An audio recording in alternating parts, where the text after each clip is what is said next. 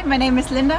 Hi, my name is Rasmus. And together we form the team behind Erasmus for young entrepreneurs at DTU Skylab. DTU Skylab is the hub for innovation and entrepreneurship at the Technical University of Denmark. At DTU Skylab we work with bright talents bringing about technological solutions for a better tomorrow. Come, let's show you around inside.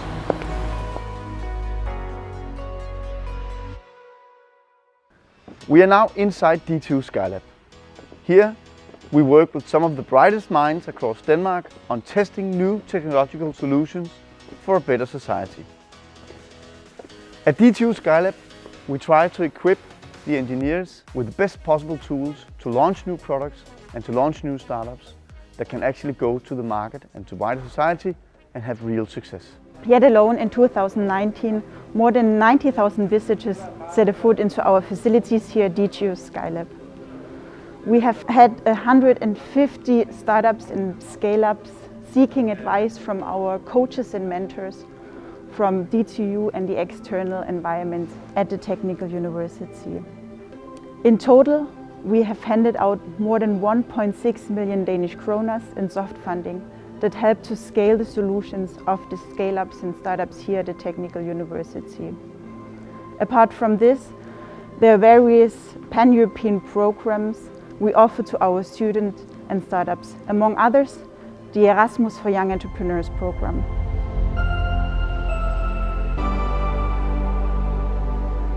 So, hi Rasmus, Hi, Linda. Tell us a little bit more what the Erasmus for Young Entrepreneurs project is about.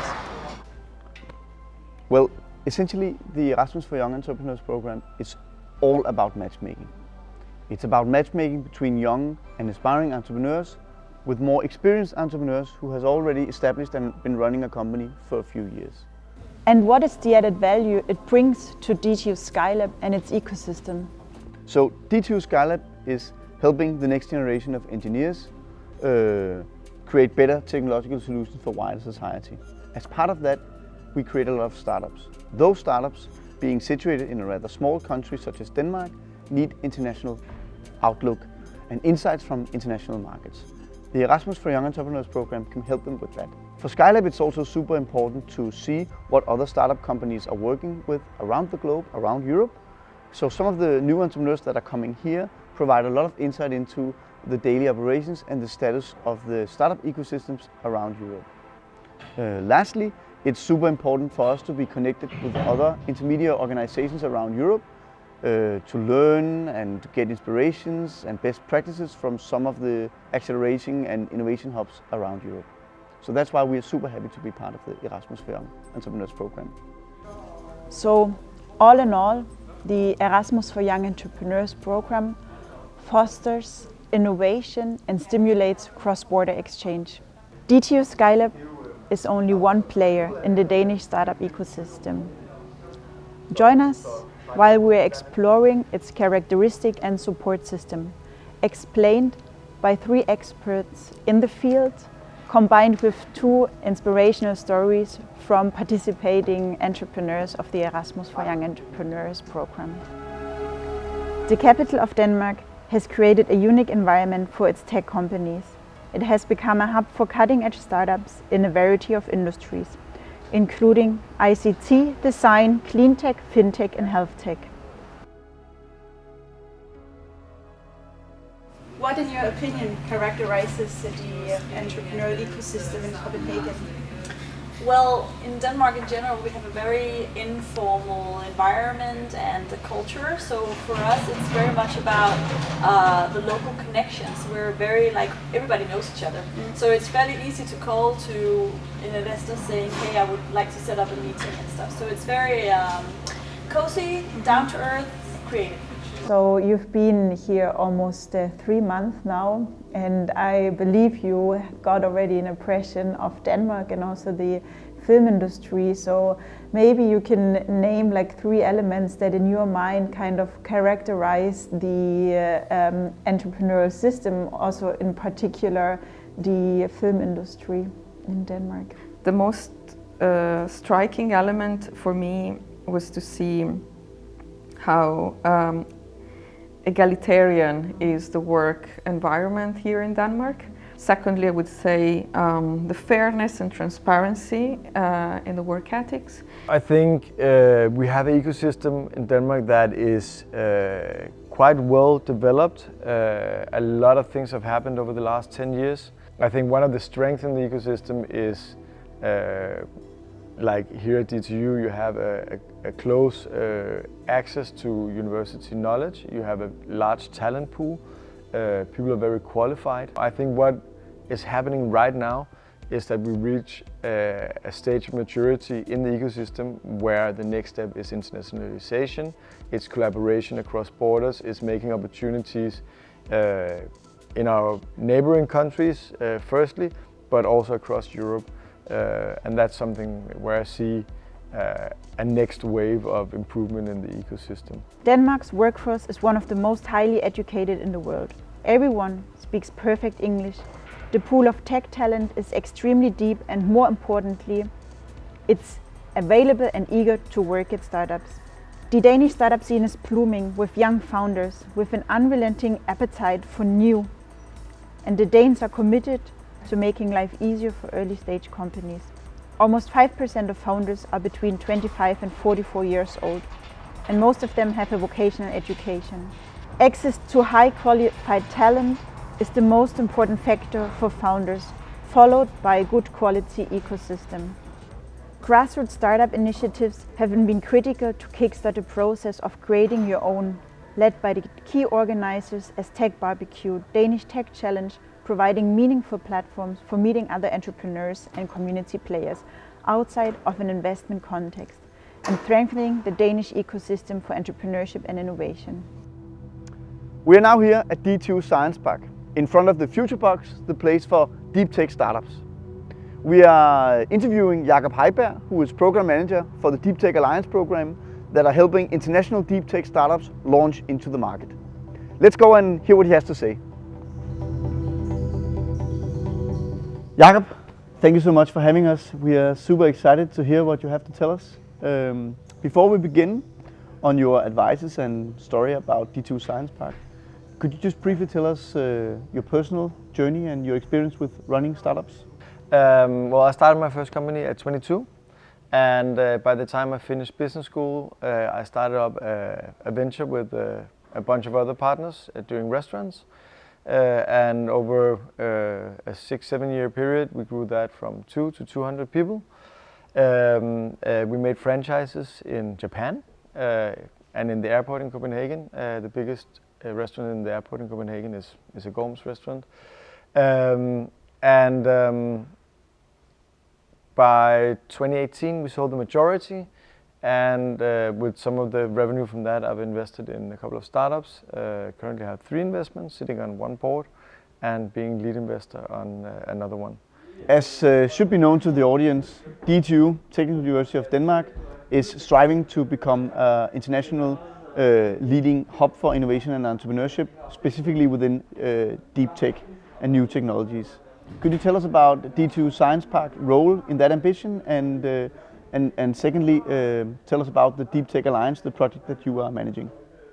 All right. So at DTU Science Park, we are a private company owned by DTU, which means that we are competing on market terms. Right now we are at FutureBox, and FutureBox is Science Park's startup house. This is where we have incubation of deep tech and hardware startups, and also where we run accelerator programs during the course of the year.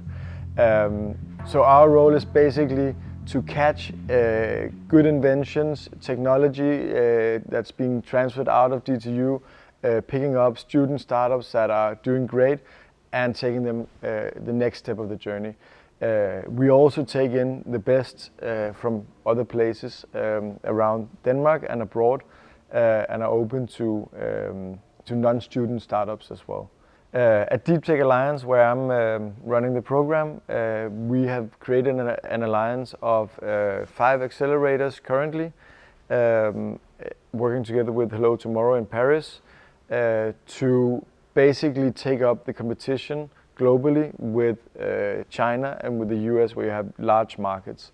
So what we're trying to achieve is by opening up Europe to the startups that we take into our programs, we create a market size and access to the individual markets in Europe that makes a volume that can compete with, for example, the US.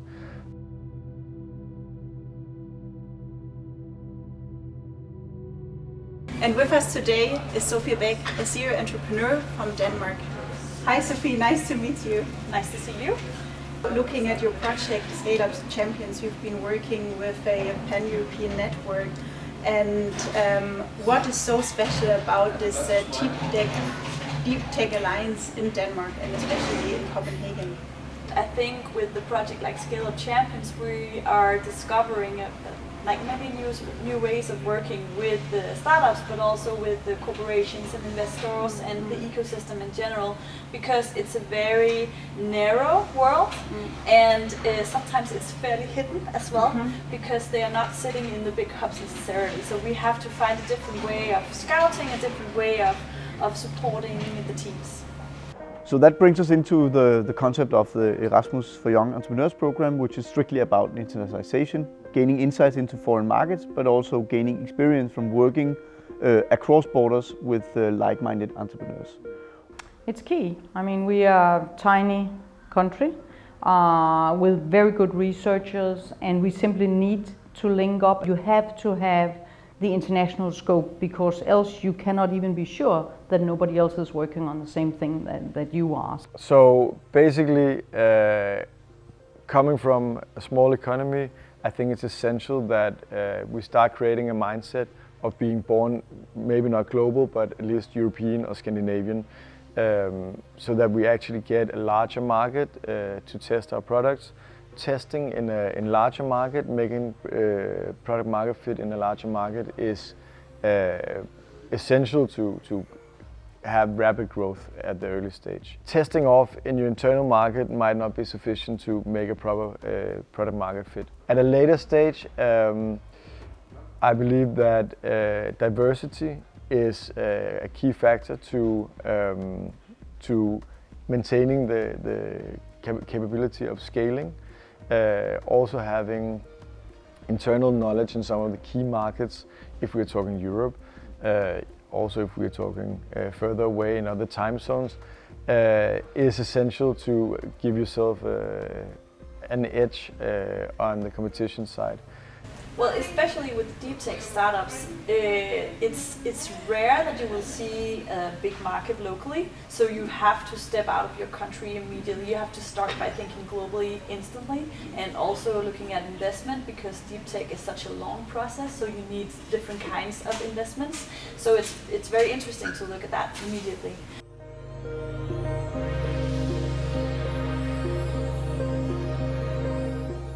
Today we are visiting the Otto Mønsteds Foundation, an industry foundation supporting the internationalization of Danish businesses and industry.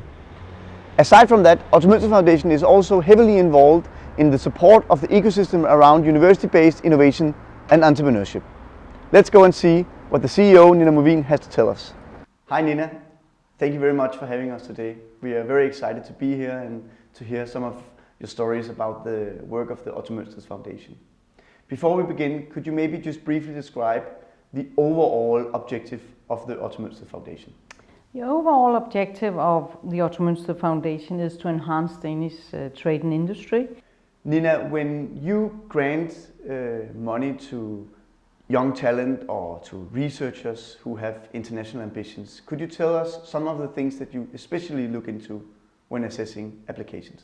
When we see applications, we look for, if it's a grant, we look for the idea. We look for the analysis, the documentation, and the communication of the idea. This is if it's a project. Secondly, we would look, what is the business vision? Is there a market for this idea? And there we will also ask the researchers, are you sure that nobody else in the whole world is doing the same as you? And if they are, could you cooperate? And then last but not least, you know, the go-to-market strategy. But that's if it's a project. Could you tell us something about how the funding landscape looks in Denmark for startups? Well, I've had a close look at that, and of course we are somewhere a part of that, and I think it's good. And why? Well, of course there's the big governmental fund, Vækstfonden, but there are also a lot of private initiatives, and people are really interested, and the money is there. We are not yet at the same level as Silicon Valley. So first of all, a great team. If you're going abroad, you need to figure out who are the right resources, but also do you have the culture and the chemistry, etc., to be able to go on this journey together, because it is crucial that you have everything settled before you dive into a new market. Be problem oriented. Be sure that you're not just creating something because you can. Make sure that you're solving a genuine problem, and be centered around the customer and the problem. Start early thinking about the go-to-market strategy. That's where a lot of people fail.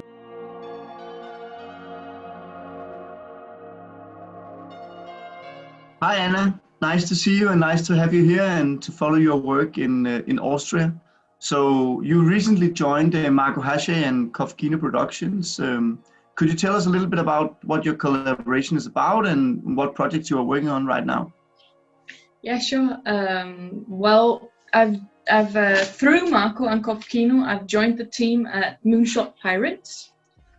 And Moonshot Pirates, at Moonshot Pirates, we organize and execute boot camps and challenges for youth. So for young people between 15 and 19 in entrepreneurship. So we empower young change makers to think big and spark their entrepreneurial spirits. So, and here I work on an accelerator program.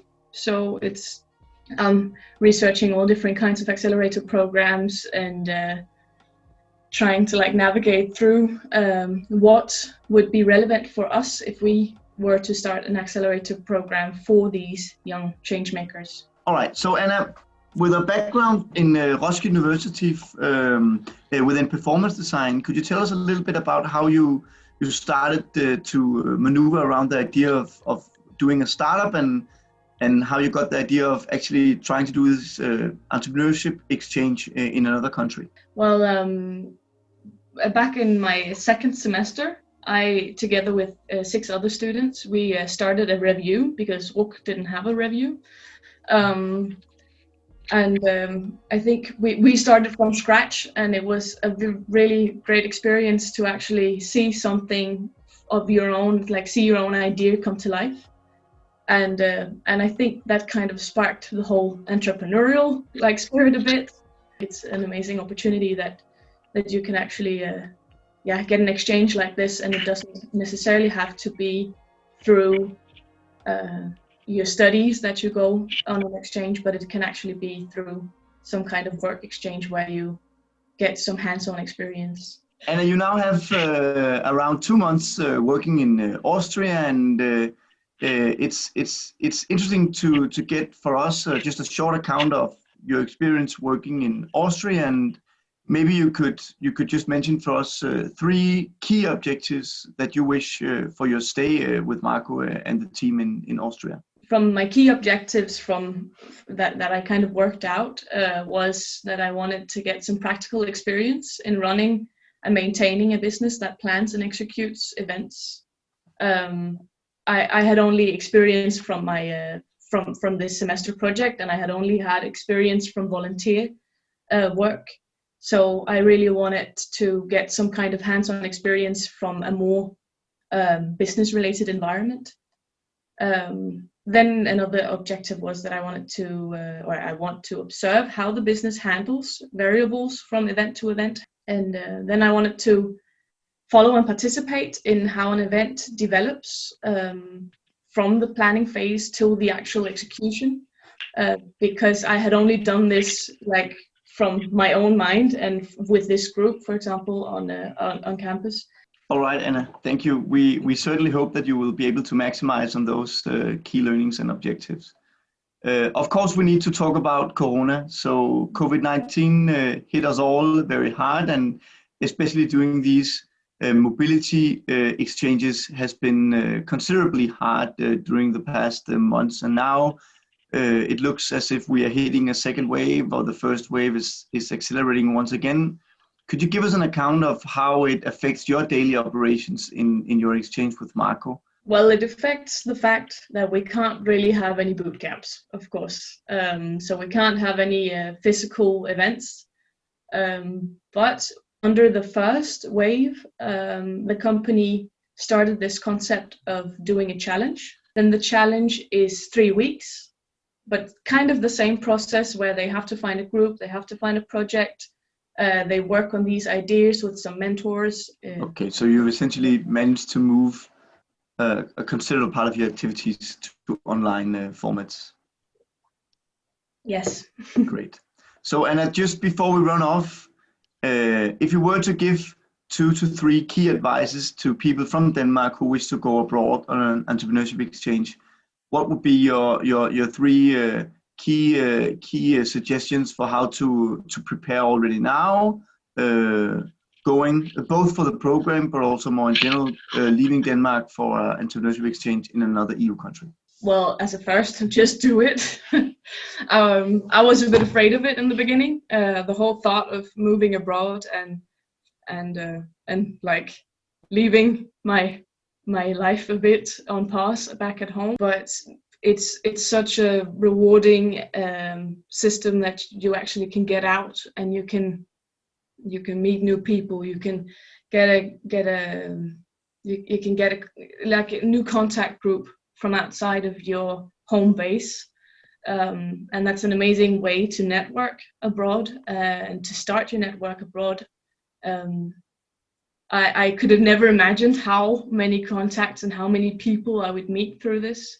Like in the beginning, I only thought it would be my team and the people that I worked closest with, but then there's the people they know and the people they know again, and you start having this huge network outside of your normal network. And I thank you very much for that last remark. We wish you a successful second half of your stay.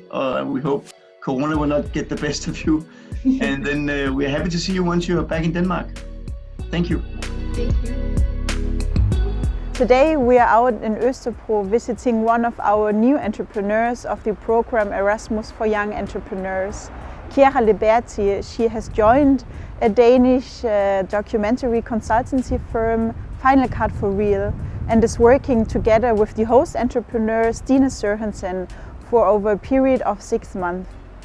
Let's have a look inside and explore what they're doing. My business idea is actually to open and run a film production company focusing primarily on documentaries, and also being a consulting company.